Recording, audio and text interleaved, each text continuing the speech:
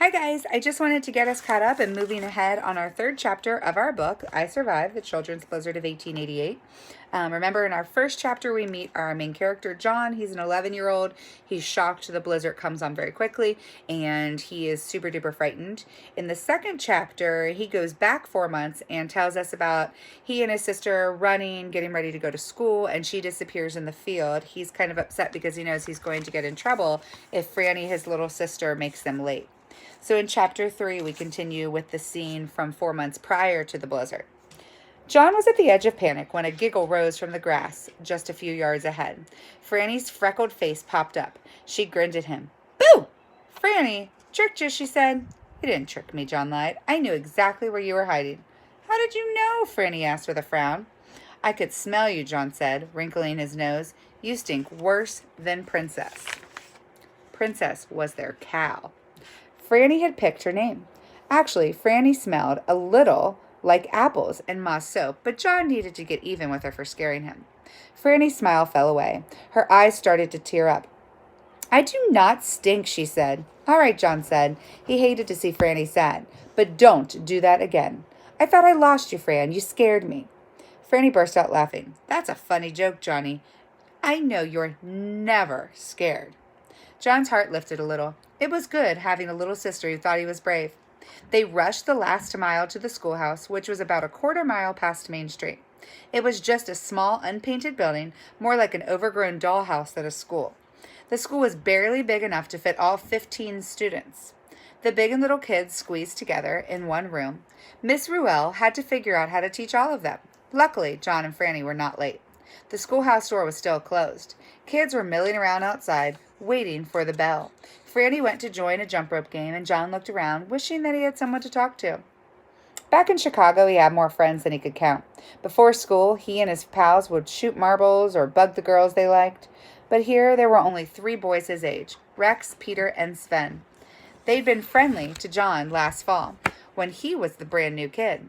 But John always felt uneasy around them, afraid he would say something wrong to make a fool of himself. So he avoided them. Now they mostly ignored John, or maybe it was John who really ignored them. He wasn't really sure, but it didn't really matter. He'd missed his chance. And anyway, they probably knew John didn't belong here. He had nothing in common with those tough pioneer boys. Peter and Sven were standing nearby, rubbing the sleep from their eyes. But then Rex came sprinting toward them, and Peter and Sven perked right up. Rex wasn't funny like Peter, and he didn't have big muscles like Sven. He was quiet and serious. But Rex was the leader without a doubt. His family had been in Dakota longer than anyone. Rex skidded to a stop, huffing and puffing. I found him, Rex exclaimed, wiping the sweat from his forehead. Found who? Asked Peter. King Rattler, Rex burst out. The boys gasped. John's ears perked up. King Rattler was a huge rattlesnake that all the kids talked about. There were rattlesnakes everywhere in Dakota, stretching their golden brown bodies out on the rocks, slithering through the tall grass, curling up in the haylofts. Of all the sounds of the prairie, nothing chilled John's blood more than that of a rattlesnake. And King Rattler wasn't just any rattlesnake. He was the biggest and most vicious snake that there was, a killer that had been terrorizing people for years. John had never seen him, but he'd heard the guys telling stories. Most snakes bit only if you stepped on them by accident, but King Rattler would chase you down right to your door. He'd bite your horse and then leap up and sink his fangs into your neck. Or so the guy said. I saw him at the creek, Rex went on, and his voice was rising. I followed him. I found his den, and I saw where he lives. You followed him? You found his den? Peter grasped. This was big news. Folks had been searching for years, John had heard. There's a hole, a big nasty hole, right under the rock, Rex said. I saw him go in, and I saw it with my own eyes. John shuddered as he imagined the snake, the glistening fangs, the pink needle tongue, the deathly yellow eyes. So now, Rex said, we can kill the King Rattler. We'll be famous, Peter sounded excited as he hooted. Sven grinned. Rex looked over and saw that John was listening in. John flicked his eyes down quickly. It was too late. He'd already been caught spying.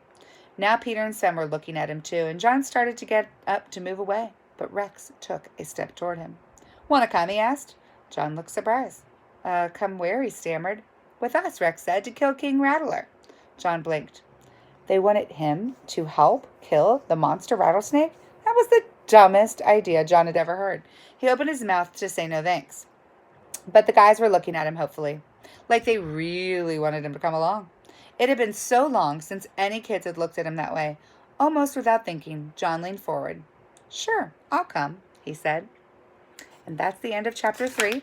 I want you guys to listen to it once or twice and then head to Google Forms to make sure you're thinking about the vocabulary we're continuing to learn about.